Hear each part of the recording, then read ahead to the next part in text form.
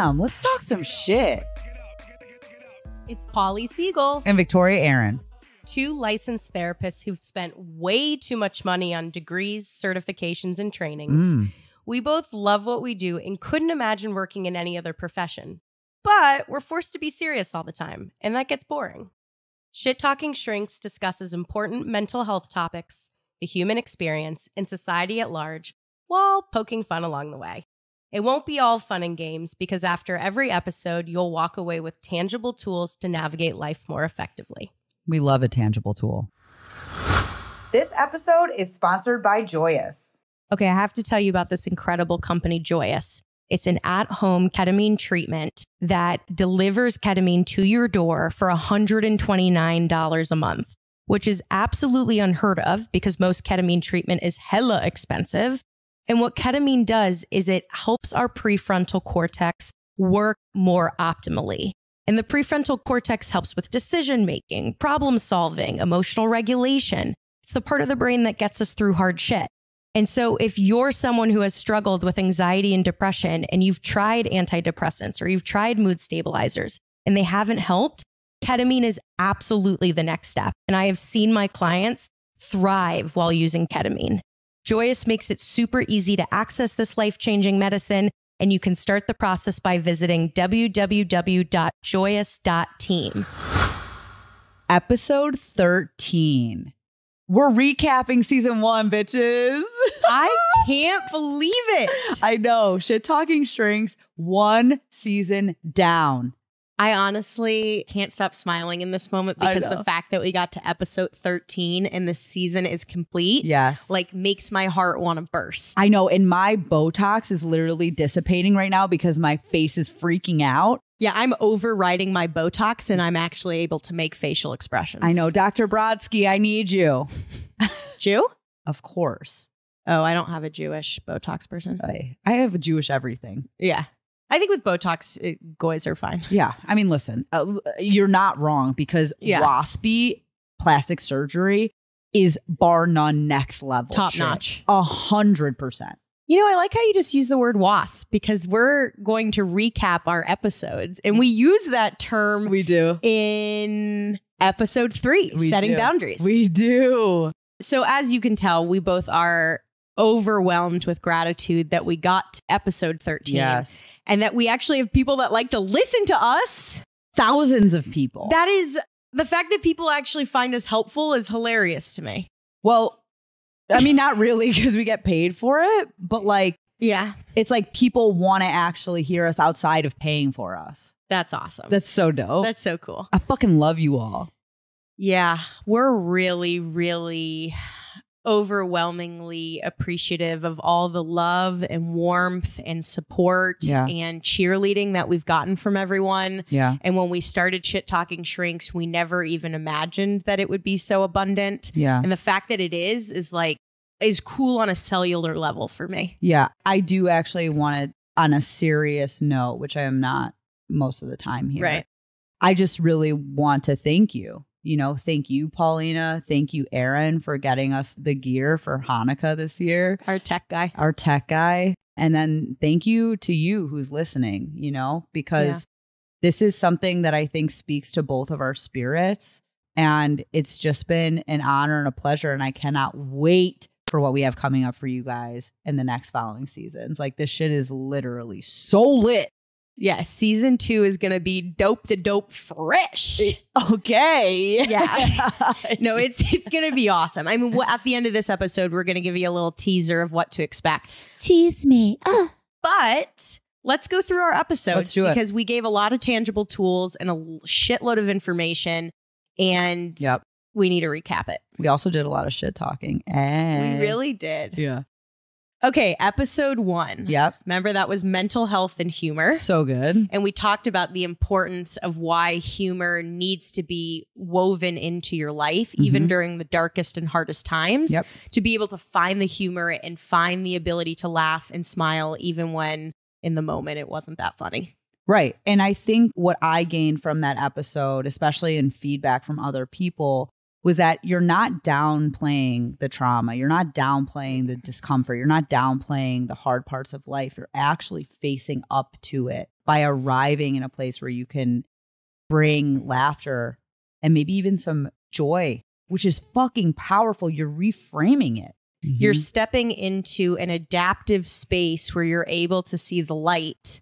I don't think I ever said this in episode 1, but, you know, I grew up in Kansas City, and the Jewish community that I was part of had a lot of Holocaust survivors. Yeah. And from a very young age, I had the privilege of interacting with people that have faced one of the most horrific events in world history. Yes. And I remember what always stuck with me was the survivors were always able to find the light and to find the yumminess of life.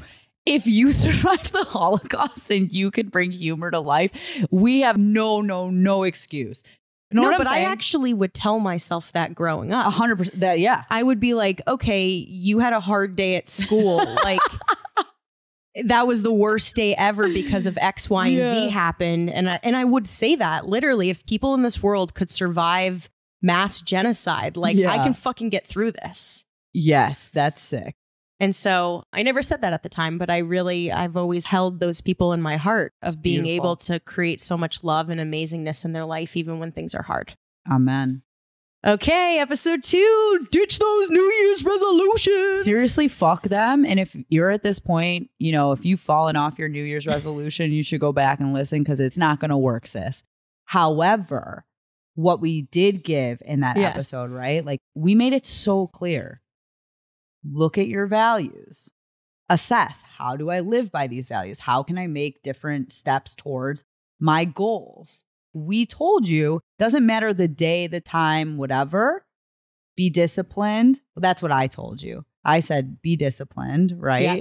Fuck motivation, fuck all that bullshit. And like, you could change today if you want. Well, and also to know that like you could grow towards change. Sorry. Yeah, but also to know that you're a human and you're not going to do anything perfectly. And that's why New Year's resolutions fail, because they go against evolution, our neurochemistry of the brain. Yes.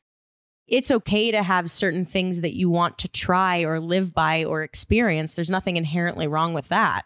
However, holding the resolution loosely and being able to actually just say, here are new things that I want to live by, such as values, but also having gratitude and reflection for what happened the year before. Yeah. I mean, we said that, like, look at 2022 and write down, what are you grateful for? Yep. What did you experience that was beautiful? What conversations did you have? What did you learn from it? I mean, honestly, a lot of amazing shit happened in 2022, but now 2023 is even fucking cooler. I agree. Because shit talking shrinks is here. It's so sick. And the other thing I'll say about it too is, you know, moving away from shame-based living, moving away from I didn't do this thing, so I'm bad, and moving into like, I didn't do this thing. Now, how can I actually attain it? Right. Thank you for validating and affirming me. Do you remember the values that I said in episode 2? I'm testing your memory right now. You know that I have a brain like Dory. Like a goldfish. I'm serious. The last weekend that I used drugs, I took about 40 double stacks of Molly. Yeah. 10 years ago? 11 almost. Wow. And my brain still be fucked. Yeah, well, you also did whippets, and I loved whippets. Irreversible damage. Listen, if anyone is like fucking around with drugs, don't use whippets. Also, the brain can't recover from it. Yeah. Also, please like test your drugs. Okay. Please use fentanyl testing strips. Public service announcement over. Tell me, what are the 5 values? The values that I said in episode 2 were compassion, humor, integrity, courage, health, determination. It's kind of like what you said in our last episode. You are so congruent and aligned, sister. I'd really try to be. Yeah, it's a beautiful way to live. Episode 3, setting boundaries. And we talked about the different types of boundaries. Mm-hmm. Spiritual boundaries, intellectual, physical, sexual. Mm-hmm. Do you like anal? Why you got to put me on the spot like Well, this? because I said in episode 3, like one of my sexual boundaries is like, I'm not into anal. You know what, world listeners? Yeah, I want them to know. Victoria Aaron likes it. You do? I do. I really do. I got to say, it feels pretty primal to me. Wow. You fucking know that. Don't act like you don't. You called it out in our like second dinner that we ever had together. Oh, yeah, that you like. Yeah, I did. She was sitting across the table from me. Okay. We knew each other for 2 weeks. Yeah. I'm pretty sure. We're at my favorite Greek spot in Lincolnwood, Illinois. called Cystaria. And you looked at me and you said, you like anal. It was fucking unreal. And I was like, how does she know? And she goes, you give me anal vibes. Well, she's right. Dude, that's hilarious. I I said that, but that's super fucking funny. I fucking love it. Yeah. That's true. Haven't had it in a while. Miss it. For all her lover boys out there. I like to be dominated. I like anal. What's up, Dad? Do you know what my dad's face looked like when he heard me say that Jewish girls give the best blowjobs? Did he agree? Did he nod his head? He did. It's a fact. It is a factoid. And my dad was like, I'm proud. I'm confused. I love it. It was unreal. There's 2 things that Jewish girls are known for. What? Actually, 3. Oh, 3. They're neurotic. Yeah. And naggy. Yeah. They got big old titties, what I like to call milk cannons. Yes. Yeah. And they give good head. I mean, are we not perfect wife material or what? You know what's really funny to me when I like meet a guy and they're like, oh yeah, I exclusively, date Jews, but they're not Jewish. Yeah. I'm always like, dude, you've got some childhood trauma that's like unresolved. And I'm not, I'm like have a very proud Jewish identity. I love being Jewish. I know you do. I live and breathe it. But if you like exclusively date Jews, then like you've got some childhood trauma. You got some shit, kid. There's something there that's motivating that behavior. Yes. Boundaries. So anyways, we gave an overview. We talked about the different types, how you can set them, the way to think about them. And I really am still curious people's boundaries journey. Yeah. Boundaries, I think one of the things that we're going to do in season 2 is really expound upon boundaries because it is really important. And it's something that a lot of us don't know how to do well and then continue to live by them. Also allow them to change. Mm-hmm. Oh, yeah. I mean, our boundaries change. They could change within a week. I have to point out, Victoria set a very important boundary to me this season. So I had expectations of Victoria. Yeah. And I didn't communicate those expectations, but I felt them and I placed them on her. Yeah. And then when I finally addressed it, she really set a boundary around like, if you need something from me or you expect something, like I need you to confirm that I can live by that. Yeah. Like you just projecting expectations and timelines onto me without my consent, like violates my boundaries. Yeah. That was a really powerful conversation. It was one of the most intimate friendship conversations I've ever had. Yeah. I really now see it in hindsight as like, you set a boundary. Like, do not do that to me again. Yeah. You talk to me, you express what you need, Yep. but don't lob that onto me and expect me to live by that. Can't So anyways, do it. I just wanted to point that out because I thought that was a beautiful boundary that I think I've done a better job living by. I think we're fucking killing it as friends, as co-hosts, in every realm. So as lovers. Oh my God, I fucking love you. The fuck? Why does the term lovers have to be sexual? It could not be. It's not, right? Like you could be a lover, but not actually eat me out. Well, we're redefining it. Yeah. We are lovers. We're platonic lovers. I just hate vagina. You mean you don't hate vagina, you just don't want to eat box. I don't want to eat it, touch, unless it's my own. You don't want to touch it? On my own, I'll touch. Yeah. I love touching my own. Touchy. I don't want to touch other people's. I don't want That's a boundary. It's a boundary. Okay, moving on. Right. Episode 4. Yeah. The tragedy of dating modern tragedies. Modern dating. Oh, yeah. That was the episode that we talked about our own story and our own journey through things. What we learned along the way, tips and tricks of what not to do. We brought up intuition. Yes. Like when your gut and your intuition says, I'm not safe, that emotionally, intellectually, psychologically, like listen to your gut and set boundaries and advocate your needs. Yeah. And the person dating. I was dating then, I'm not dating now. So it's even more interesting to listen to it. Totally. Yeah. I remember in that episode, you had mentioned I'm dating someone and he no longer. What I said still remains true in that episode, which brought me a lot of comfort while I was kind of coping with the end of that situation. Because I was like, wait, what I said is so sick. And I feel that on like a deep level. Gratitude, deliciousness, joy, my needs first, reciprocation. Totally. And now dating today, right? I'm so engaged in my intuition.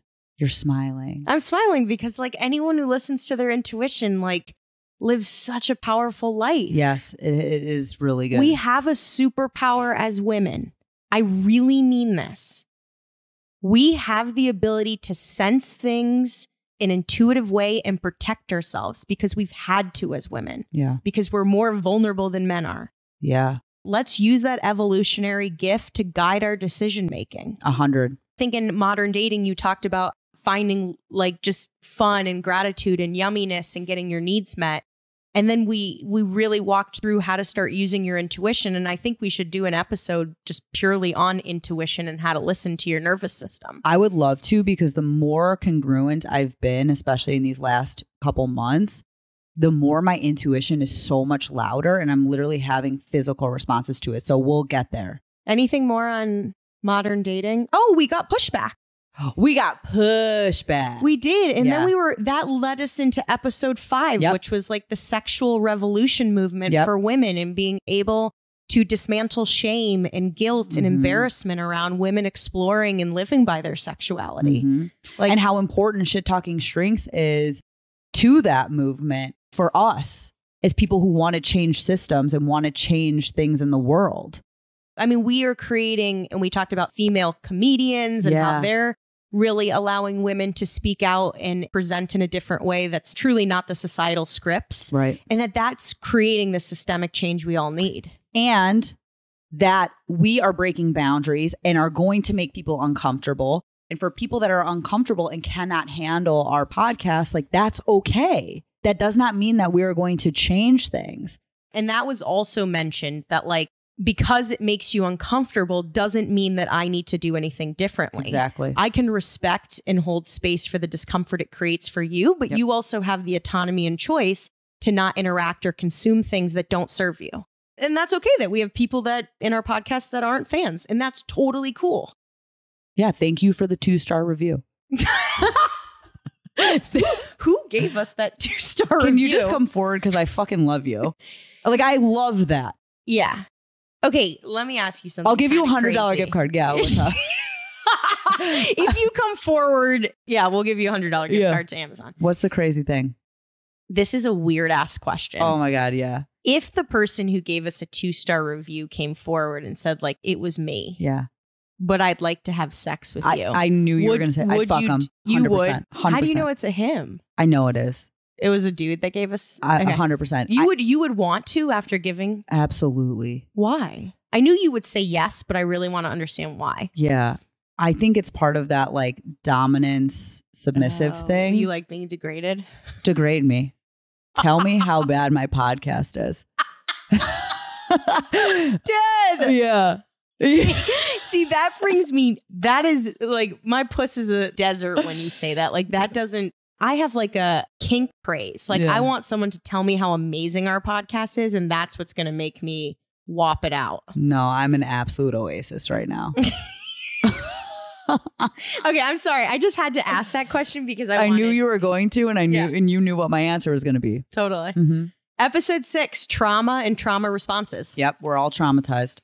Honestly, I don't think there's one person on this planet that hasn't endured trauma. I mean, birth is trauma. Coming out of a fucking womb that you didn't ask to be in the first place is traumatic. And you just come out and you're like, and it's cold and it's bright and it's sterile and it's fucking weird after you've been living in like a little water sack. Yeah, that is.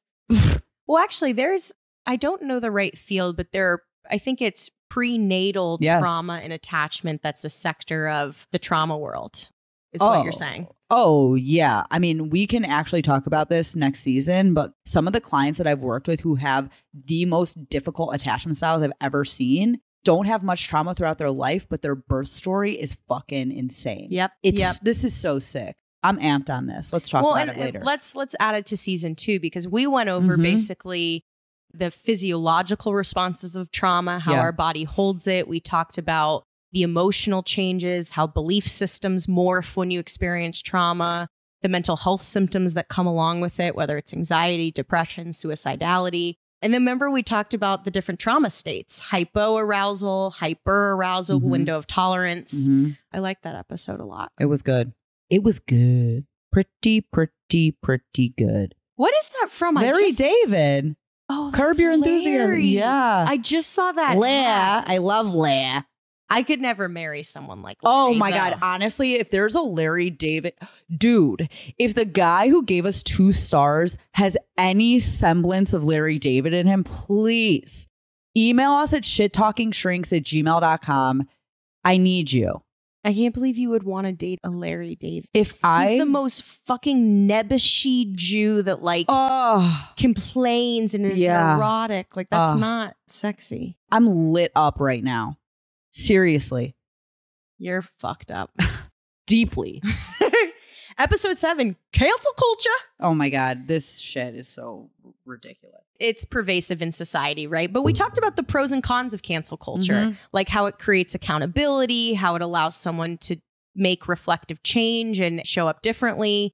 It also creates a lot of stress and anxiety, and people feel isolated and closed off and fearful around being ostracized. Like it's a coin. It is. And it's actually really fucking terrifying. And coming from, you know, like I said in our episode, right? Primordial ooze. We were little amoebas dancing around in the ocean. And now we're talking about fucking Kanye West. You know, it's like, what the fuck? It's J.K. Rowling. Yeah. All of it. Free my man Kanye. I'm sorry. Dude, are you fucking serious? He's getting set up. Again, he was anti-Semitic and you should have a problem with that. He's not.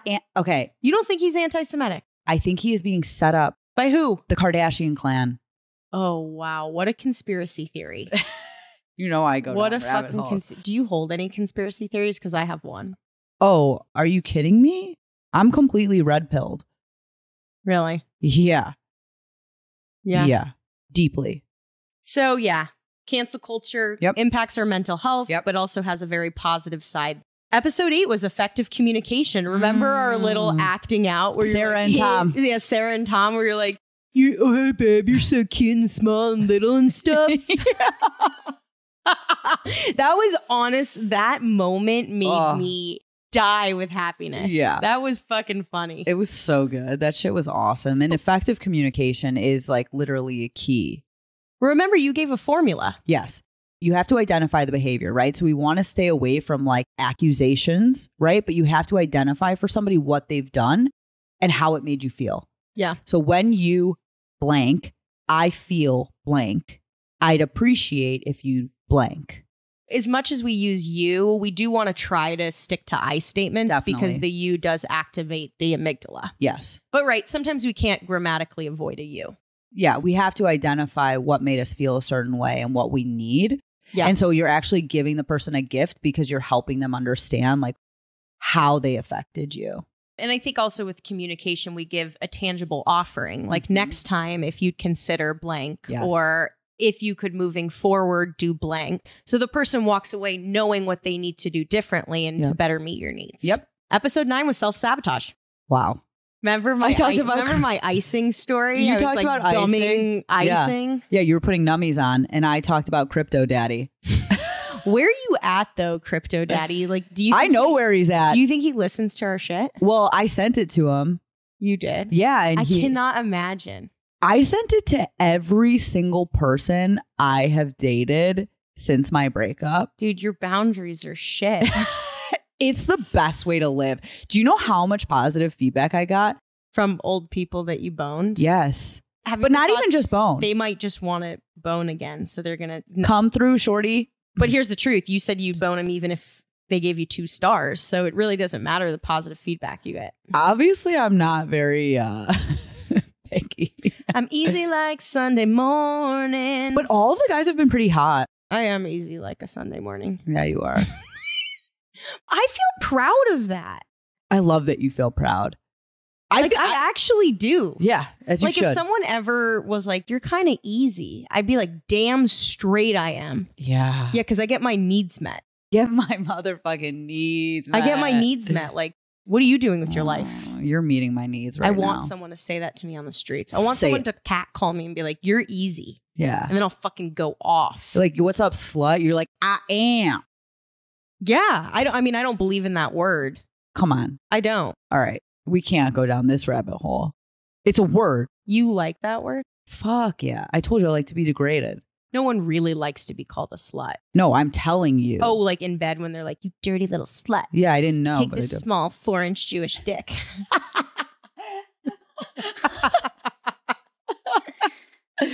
Yes. That's effective communication for me. Okay, we didn't even explain self-sabotage. So there's Right. conscious, it's unconscious. Yeah. We both gave stories of how we've self-sabotaged. Yep. The different types of self-sabotage, like procrastination, courting temptation, Yep. perfectionism, defensiveness. And then we gave tangible tools around what you can do to stop the cycle. How seriously powerful mindfulness is and awareness and intention in combating self-sabotage. And to write out, like, here are my self-sabotaging behaviors. Yep. Here's what stops me from like living my best self. Yep. And then working through the barriers that stop you from living your best self. Episode 10 was mindfulness practice. Oh man, if you're not using mindfulness practice every day, okay, that's at least weekly, you're missing out on gold. You're fucking up. Mindfulness will radically change you for the better. It changes our brain structurally, allows us to have reduced stress, anxiety, depression. It changes our nervous system. It changes our nervous system for the better. It's everything. It's literally the epicenter of my life. My life pretty good. Yeah, we do have really good lives. We do. Wow, that was a moment. Dude, my life is awesome. Yeah, that's like so truly, sick. like my life rocks. Yes. I don't think my life has ever been this good. Never in a, no, mine neither. 100%. Mine neither. That's how amped I am. I don't even, can't even speak as English. No, honestly, my life has never been better than right now in the here and now, which is very mindfulness-esque, staying present. Wet. I am. I hope one day you'll show me your vagina. I'd be happy to. Just not in front of fucking Erin.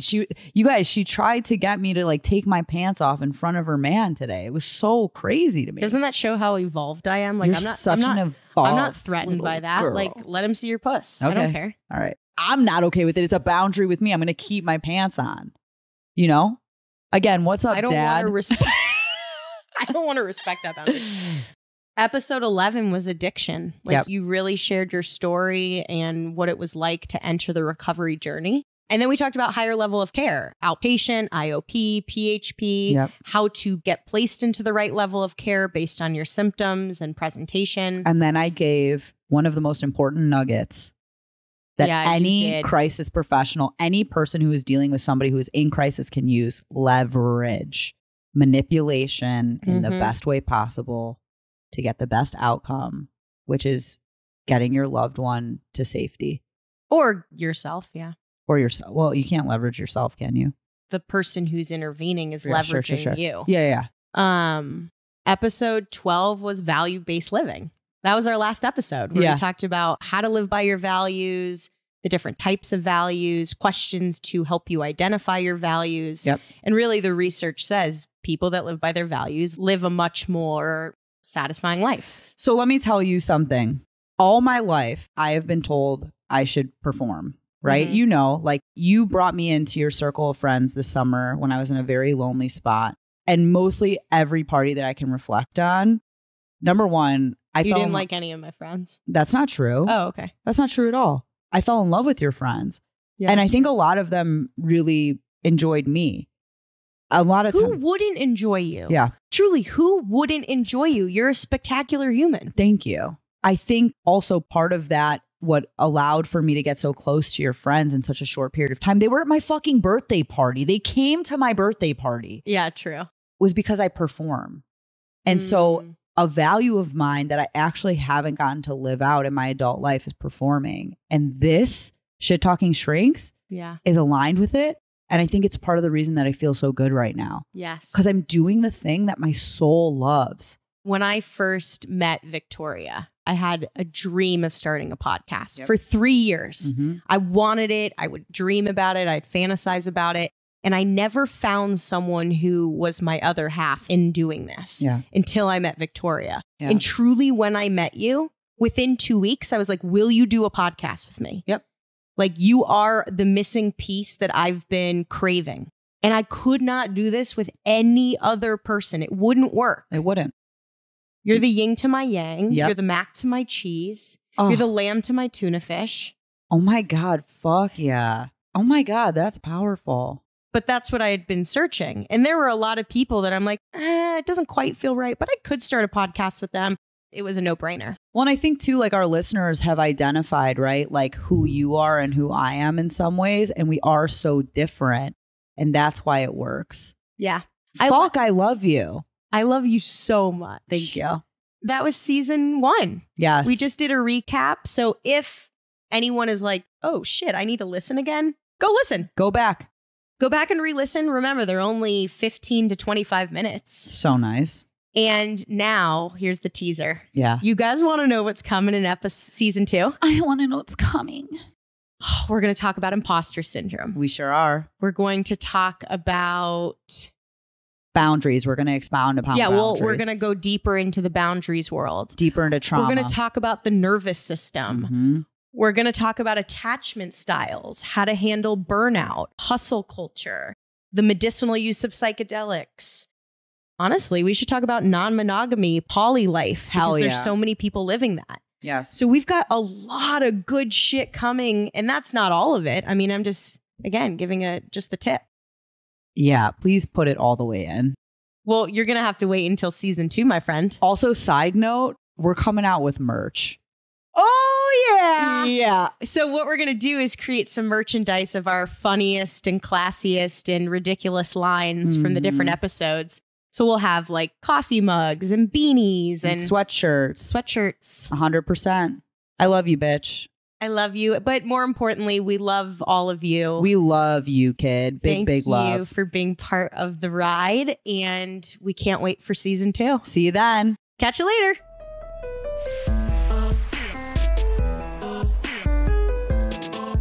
Pick it up.